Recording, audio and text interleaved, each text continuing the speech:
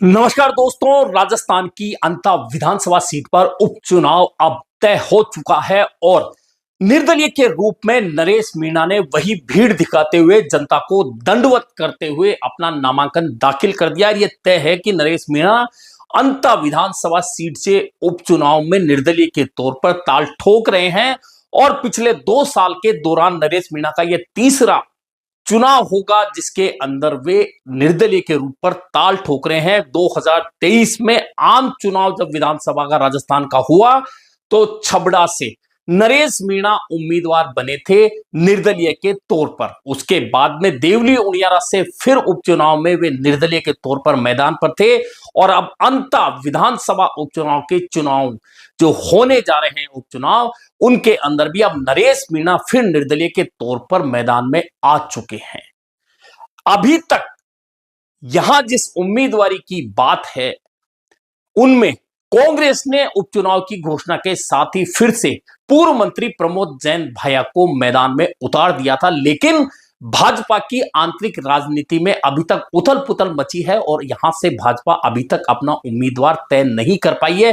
कहा तो यह जा रहा है कि हाड़ौती के 2 बड़े नेता पूर्व मुख्यमंत्री वसुंधरा राजे और वर्तमान लोकसभा अध्यक्ष ओम बिड़ला के बीच में जो तनातनी है वह इसका बीच में अभी कोई रास्ता निकालने से रोक रही है भाजपा को। और पिछले दिनों भाजपा ने इस बारे में मीटिंग भी की थी। मीटिंग के बाद में मुख्यमंत्री भजनलाल शर्मा पूर्व मुख्यमंत्री वसुंधरा राजे के निवास पर पहुंचकर लंबी चर्चा करके आए थे, लेकिन अभी तक उम्मीदवारी को लेकर कोई फैसला नहीं हो पाया है। हो सकता है कि बहुत जल्द भाजपा अपना उम्मीदवार घोषित कर दे, लेकिन यहां का चुनाव जो है वह प्रमोद जैन भाया और नरेश मीणा दोनों के लिए बहुत महत्वपूर्ण है। दरअसल प्रमोद जैन भाया पूर्व मंत्री रहे हैं और यहां से 2 विधानसभा चुनाव वे अच्छे खासे अंतराल से जीत चुके हैं, तो 2 चुनाव उन्होंने यहां से हारे हैं। लेकिन फर्क यह है कि हार का जो अंतराल था वह एक बार 3000 वोटों के आसपास रहा, तो पिछली बार 6000 से भी कम वोटों से भाया चुनाव हारे थे। और सबसे महत्वपूर्ण अब जो चुनाव है वह नरेश मीणा के लिए है, और नरेश मीणा के लिए इसलिए है कि उन्होंने 3 बार जो ताल ठोकी है, तीसरी बार यह ताल ठोकी है। तीनों बार अलग अलग विधानसभा क्षेत्र हैं, एक आम चुनाव था, 2 उपचुनाव हो जाएंगे। ऐसे में क्या हर जगह की जनता नरेश मीणा को स्वीकार करेगी? खासतौर पर अंता की जनता क्या उसी तरह से नरेश मीणा को स्वीकार करेगी जैसा कि देवली उनियारा की जनता ने किया था? लेकिन यहां यह भी है कि देवली उनियारा अंता की जो परिस्थितियां हैं उनमें रात दिन का फर्क है।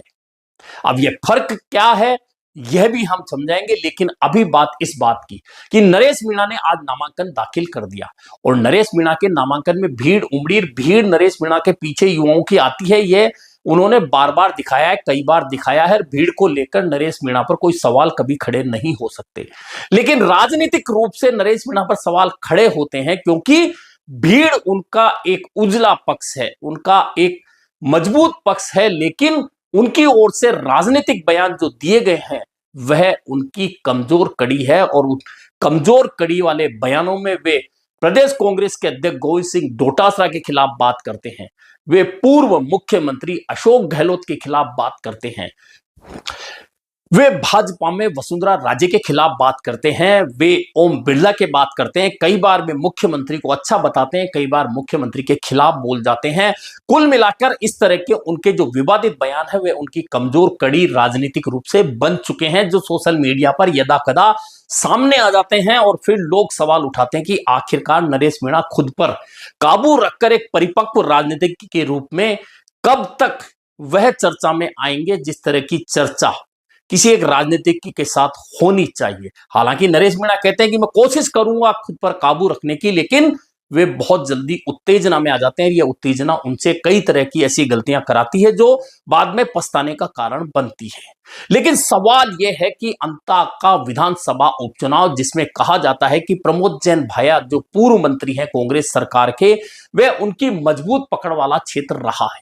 मजबूत पकड़ वाला क्षेत्र इसलिए कहा जाता है कि पिछला 2023 का विधानसभा चुनाव याद होगा आपको, उससे पहले कांग्रेस की सरकार के ही पूर्व मंत्री और पूर्व विधायक वरिष्ठ नेता अब जो दिवंगत हो चुके हैं भरत सिंह कुंदनपुर ने लगातार प्रमोद जैन भाया पर निशाने साधे थे, उन पर आरोप लगाए थे। और भरत सिंह कुंदनपुर ने आरोप लगाए तो भाजपा को मौका मिला। और आपको याद होगा 2023 के विधानसभा चुनाव में प्रधानमंत्री नरेंद्र मोदी जब जब राजस्थान आते थे तो भ्रष्टाचार के आरोप लगाकर प्रमोद जैन भाया का नाम लेकर लगातार प्रचार करते थे। और यही नरेश मीणा भी जब कंवरलाल मीणा चुनाव लड़ रहे थे, उससे पहले नरेश मीणा प्रमोद जैन भाया के खिलाफ कई मोर्चे निकाल चुके थे, रैली निकाल चुके थे, टकराव की स्थिति हो चुकी थी, लगातार भाया पर अटैकिंग रहते थे। यानी कि बहुत सारी परिस्थितियां भाया के खिलाफ थी और राजस्थान में कांग्रेस सरकार के खिलाफ एंटी इनकम्बेंसी थी। इसके बावजूद जब मुकाबला हुआ अंता में 2023 विधानसभा चुनाव का, तो प्रमोद जैन भाया की जो हार हुई, इतनी एंटी इनकम्बेंसी, प्रधानमंत्री नरेंद्र मोदी के दौरे, नरेश मीणा की ओर से लगातार निशाना साधा गया, भरत सिंह कुंदनपुर की ओर से लगातार निशाना साधा गया। इसके बावजूद नरेश और तमाम ताकतों के बावजूद प्रमोद जैन भाया चुनाव तो हारे, लेकिन उनकी हार जीत का अंतर सिर्फ 5800 वोटों का रहा। यानी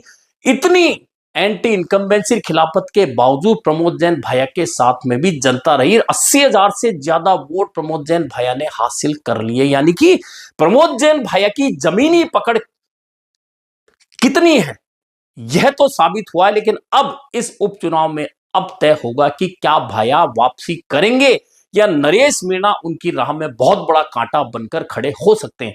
हालांकि यह तस्वीर तब साफ होगी जब भाजपा का उम्मीदवार सामने आ जाएगा। अब समस्या यह है कि या तो भाजपा कंवरलाल मीणा जो विधायक थे यहां से और जिनकी विधायकी रद्द होने पर यह उपचुनाव हो रहा है, क्या उनके परिवार से भाजपा किसी को उम्मीदवार बनाती है? अगर ऐसा होता है तो नरेश मीणा के वोटों में बंटवारा होगा समाज के में, यह तय मानकर चलिए। क्या भाजपा प्रभुलाल सैनी या माली समाज के किसी अन्य उम्मीदवार को सामने लाती, क्योंकि उनकी संख्या इस विधानसभा क्षेत्र में अच्छी खासी है? क्या धाकड़ समाज को भाजपा वोट देती है, सीट देती है, या फिर सामान्य वर्ग से किसी उम्मीदवार को भाजपा लेकर आती है? ऐसे में बहुत कुछ तय यह होगा कि भाजपा जिसे उम्मीदवार लेकर आएगी उस पर बहुत सारा चुनाव का समीकरण है वह तय हो जाएगा। लेकिन यहां जो मेन भविष्य जो जुड़ा हुआ है वह वसुंधरा राजे का जुड़ा हुआ है। लेकिन कहा जाता है कि वसुंधरा राजे भाजपा की ओर से कंवरलाल मीणा को बचाने की जितने प्रयास थे वे नाकाफी प्रयासों को लेकर नाराज हैं। हालांकि अभी तक खुलकर उन्होंने कुछ नहीं कहा है, लेकिन जैसे ही भाजपा का उम्मीदवार तय हो जाएगा तो एक चीज तो यह तय हो जाएगी कि क्या वह उम्मीदवार वसुंधरा राजे की पसंद का होगा या फिर भाजपा का बाकी जो नेतृत्व है वह उम्मीदवार तय करके वहां भेजने वाला है। हालांकि आसान इतना नहीं है, क्योंकि वह गृह क्षेत्र है वसुंधरा राजे का, उनके बेटे का संसदीय क्षेत्र है। ऐसे में वसुंधरा राजे को नाराज करके क्या भाजपा वहां किसी उम्मीदवार को उतार सकती है? इसकी संभावना तो कम है, लेकिन भाजपा चौंकाती रही है तो ऐसा हो भी सकता है। लेकिन सबसे महत्वपूर्ण बात यह है कि छबड़ा में जिस तरह से नरेश मीणा को वोट मिला 2023 के विधानसभा आप चुनाव, इधर देवली उनियारा की परिस्थितियां इसलिए अलग रही कि कांग्रेस ने जिस उम्मीदवार को मैदान में उतारा वह मूल रूप से भाजपा से आया था। ऐसे में कांग्रेस का कोर वोटर भी नरेश मीणा के साथ चला गया। लेकिन अंत में ऐसी परिस्थितियां नहीं बनेंगी, क्योंकि प्रमोद जैन भाया की कांग्रेस के कोर वोटर के साथ में निचले स्तर तक पकड़ है। जैसा मैंने बताया 2 चुनाव उन्होंने यहां से जीते, वे अच्छे अंतराल से जीते, 2 चुनाव हारे, वह हार जीत का अंतर बहुत कम था। ऐसे में प्रमोद जैन भाया की वह पकड़ क्या ढीली हो सकती है नरेश मीणा के मैदान में उतरने से, यह बहुत महत्वपूर्ण सवाल है। कुल मिलाकर नरेश मीणा ने जो नामांकन दाखिल किया उसमें उन्होंने भीड़ दिखा दी, और जैसा मैंने कहा भीड़ को लेकर नरेश मीणा पर कोई सवाल कभी खड़े नहीं हो सकते, भीड़ उनके पीछे आती है। अब प्रमोद जैन भाया ने भी नामांकन तो एक दिन पहले दाखिल कर दिया है, लेकिन उनकी नामांकन सभा वह 15 अक्टूबर यानी कल होने वाली है। और अब प्रमोद जैन भाया दिखाएंगे कि उनकी खिलाफत, उनके खिलाफ बयानबाजी, उनके खिलाफ चल रहे वीडियो, सोशल मीडिया के में उनके खिलाफ चल रहे कैंपेन के बावजूद क्या भीड़ प्रमोद जैन भाया के साथ में खड़ी होती है। और यह ताकत प्रमोद जैन भाया 15 अक्टूबर को दिखाने वाले हैं 12 में।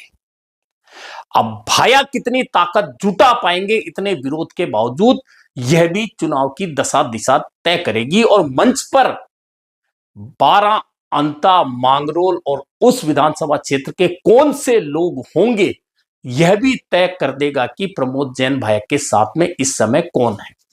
हालांकि प्रमोद जैन भाया झालावाड़ और बारां की कांग्रेस पर एक तरह से एक छत्र राज कर रहे हैं, यह तय है।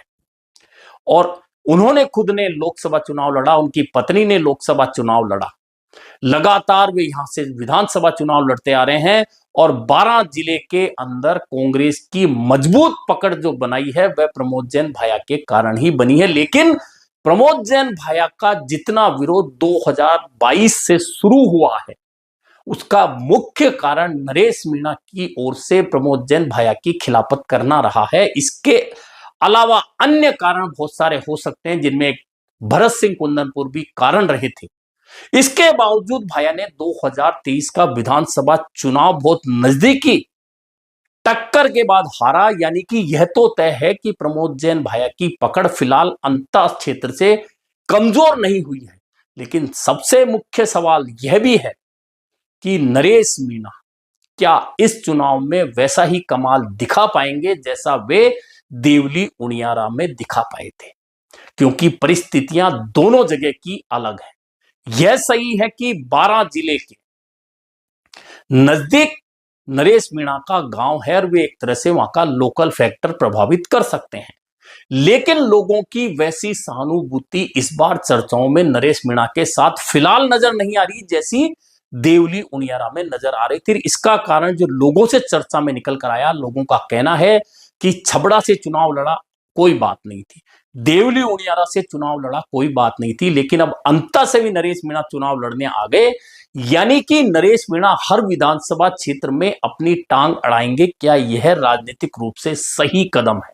यह आम चर्चा लोगों में हो रही है और यही कारण है कि नरेश मीणा के प्रति अभी फिलहाल वैसी लहर या सहानुभूति अंता में नजर नहीं आ रही जैसी छबड़ा या देवली उनियारा में नजर आई थी। हालांकि चुनावी जो रंगत है वह दीपावली के बाद आएगी, तब तक भाजपा का उम्मीदवार भी सामने आ चुका होगा और त्योहार भी जा चुका होगा। उसके बाद में प्रचार शुरू होगा, सभाएं शुरू होगी, नेताओं के दौरे शुरू होंगे, जनसंपर्क शुरू होंगे, विरोध शुरू होगा, समर्थन शुरू होगा, कौन किसके साथ आएगा, कौन किसके खिलाफ जाएगा, यह नजर आने लगेगा और चुनावी रंगत पूरी तरह से आ जाएगी। तब यह पता चलेगा कि आखिरकार यह चुनाव किस करवट बैठने वाला है। लेकिन फिलहाल नरेश मीणा ने पूरी ताकत के साथ में अपना नामांकन दाखिल कर दिया है और प्रमोद जैन भाया ने बड़ी शांति के साथ नामांकन तो दाखिल कर दिया है, लेकिन 15 अक्टूबर को वे सभा करके ताकत दिखाने वाले हैं कि भीड़ सिर्फ नरेश मीणा के साथ नहीं, प्रमोद जैन भाया के साथ भी खड़ी होती है। और उसके बाद में जब भाजपा का उम्मीदवार सामने आ जाएगा, चुनावी रंगत पूरी तरह से दिखने लगेगी, तब पता चलेगा कि आखिरकार यह चुनावी समीकरण क्या बन रहा है और हार जीत का यह ऊंट किस करवट बैठने वाला है। अभी के लिए इतना ही, फिर मिलेंगे नए मुद्दे पर चर्चा के साथ।